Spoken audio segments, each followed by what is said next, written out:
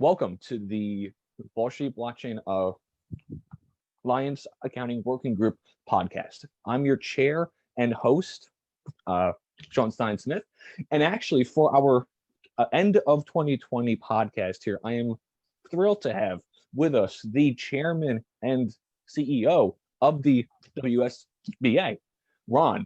And I'm going to toss it to him for a brief introduction, sort of overview of him and the work underway at our working group and the other working groups right now. Ron? So great. Thank you. Thank you, Sean. It's always a pleasure working with you. It's been a pleasure for all the years that we've been working together in this space. As you mentioned, my name is Ron Quaranta. I'm very privileged to serve as chairman of the board and chief executive of the Wall Street Blockchain Alliance, which is a 501c6 not-for-profit trade association. And Sean, you've probably heard me say this a million times, but our overarching mission is to guide and promote comprehensive adoption of both blockchain technology and crypto assets across global markets. We have members throughout the United States, as well as members in London, Germany, Israel, Sydney, Singapore, and I think we just added our first members in Brazil. All right. Believe it or not, which means when people are allowed to travel again, I suspect you and I might be hitting the road to Europe, South America, and Asia. And one of the things I also want to bring up that I think is really, really important, and Sean, you've done such a great job with the Accounting Working Group, and I think it's over 100 participants now across multiple practices around the world, is the importance of the accounting profession in the evolution of blockchain and crypto assets. And, that's always a great place, I think, for us to start when we look at what we've done in the past year.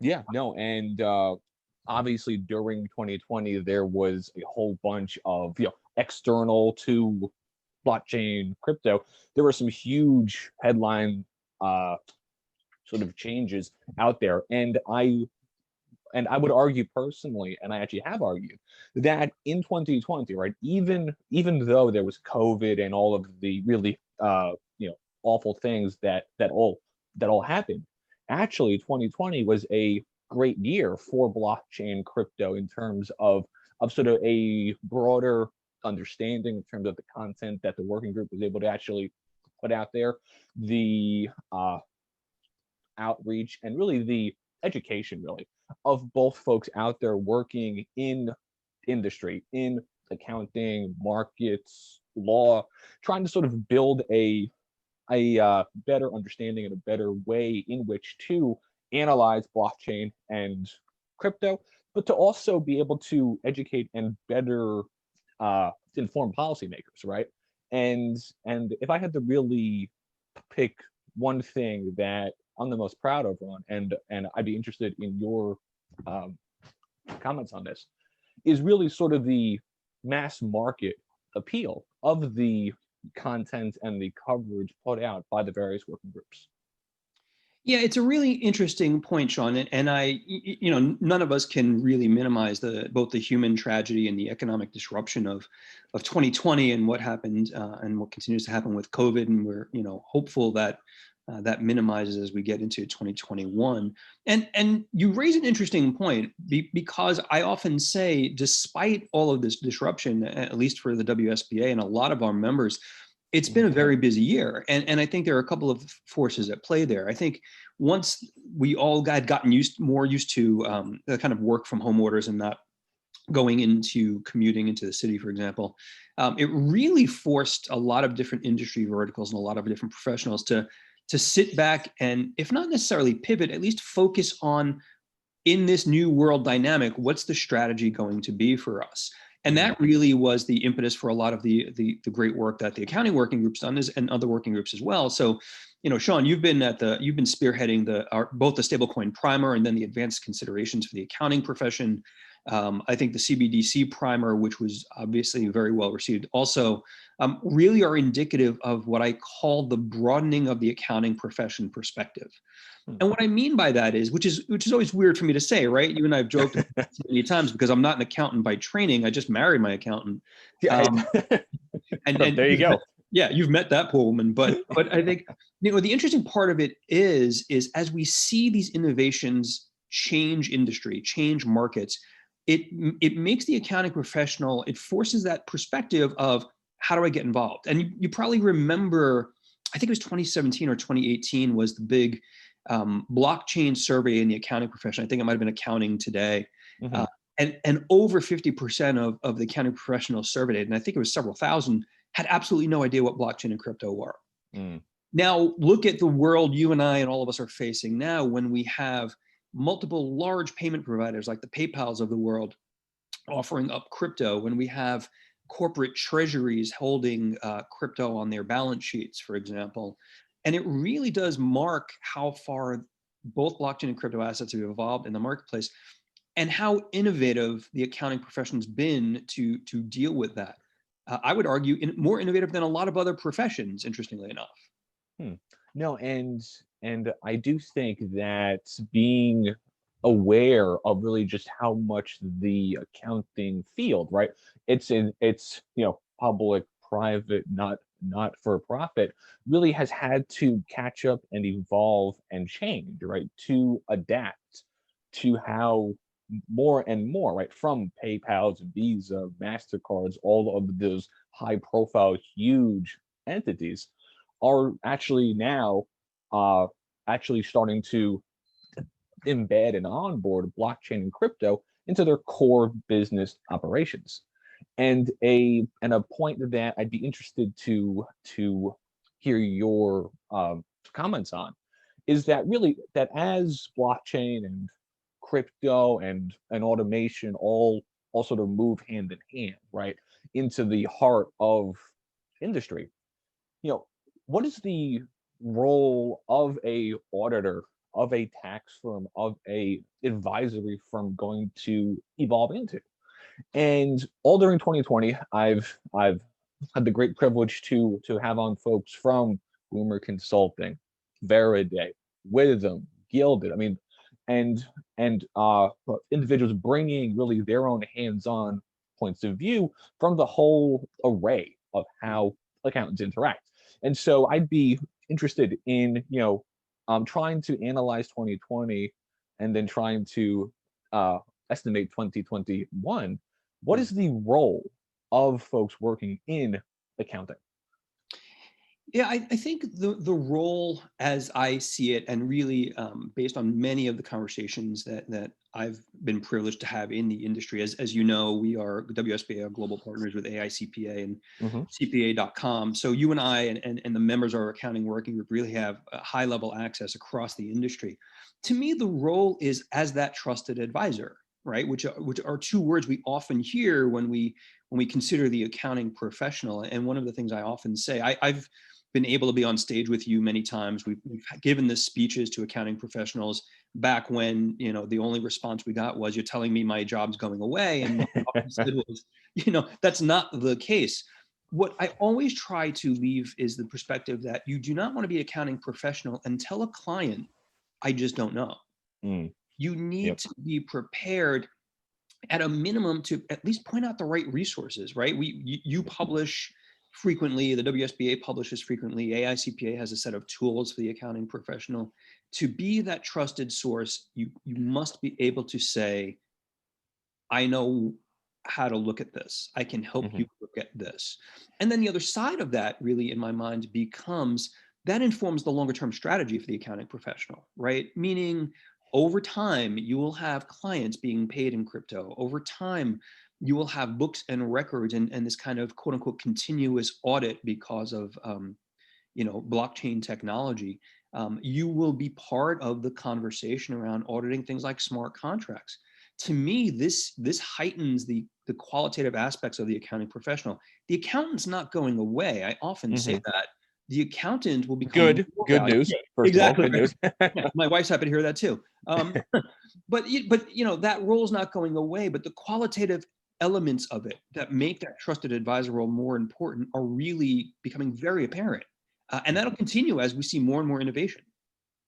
And I would agree, right? Well, obviously that the whole industry isn't going to be rendered obsolete. Yep.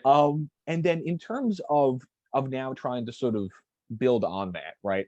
If you had to take one big picture event or change or update, right, both for blockchain overall, right, in terms of how it's being used, how it's being understood, blockchain, and then also then more specifically, a update or change in the crypto asset space.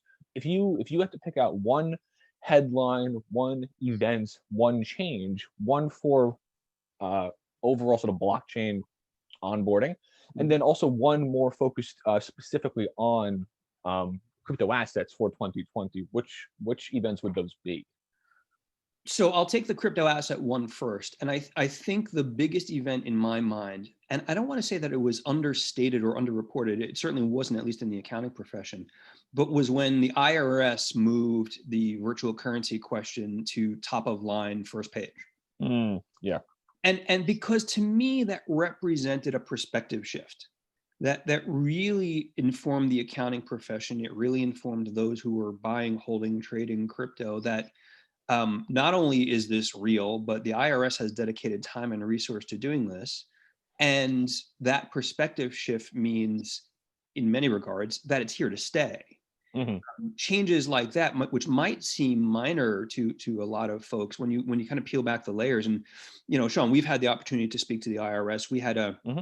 as you know, we had earlier in 2020, we had a roundtable with IRS enforcement as a public panel, and they had very clearly stated that even from an enforcement perspective, IRS is dedicating resources, and there are almost no agents not trained up in some understanding of virtual currency.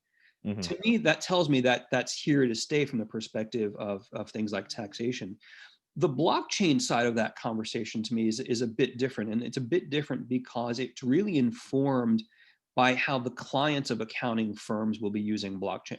Okay. And what I mean by that is, when, the biggest examples, right, Sean, are Walmart and the IBM Food Trust, for Hmm. example, and Yep. the kind of provenance of supply chain.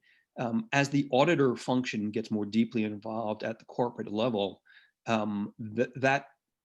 that work will become ever more important, because it's not an easy thing. There are multiple chains, there's interoperability, there are questions around things like SOC audits relevant to some of these blockchains, for example.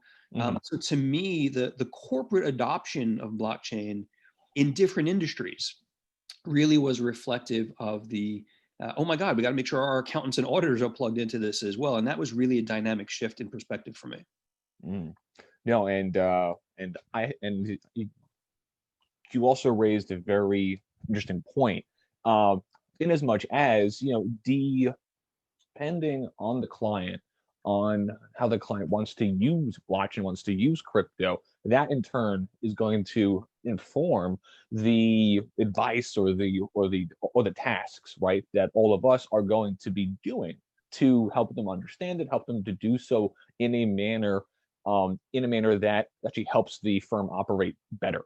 So yeah, I mean, absolutely. And then I'm going to put you on the uh, uh, hot seat here Uh, to end our chat. And so we're finally at the end of of 2020, hopefully. And yep. so as we're analyzing going forward for 2021, if you had to make one estimate, one best guess, right, as to what's going to be the biggest news in blockchain and crypto assets in 2021, what are those going to be?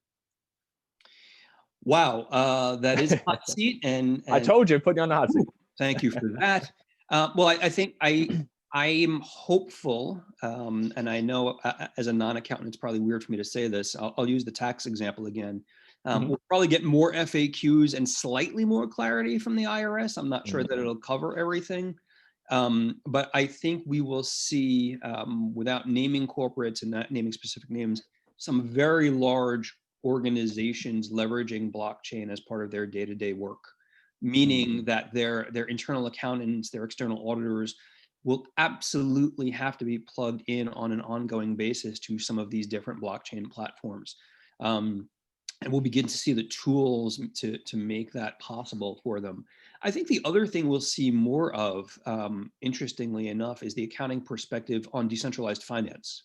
I think, and we didn't really get a chance to talk about that. There's a lot to unpack there, but Mhm. when we look at the ability to have peer-to-peer lending or the other iterations of decentralized finance, that kicks off an entire new series of questions for the accounting professional.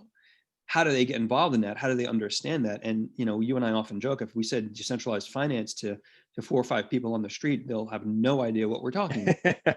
Which Yeah. is exactly the position we were in when you and I mentioned blockchain 3 years ago. Yep. So I think DeFi will be a bigger part of the conversation as well. And the lastly I'll leave off with is, you spearheaded an amazing paper on central bank digital currencies.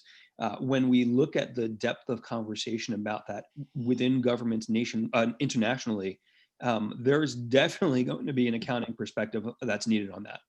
Oh yeah, and I mean, each one of those topics, right, could fill up a whole day of of questions, commentary, all the rest. So I am gonna have to have you uh, on again to actually talk about those items and those issues. Always a So pleasure, my friend.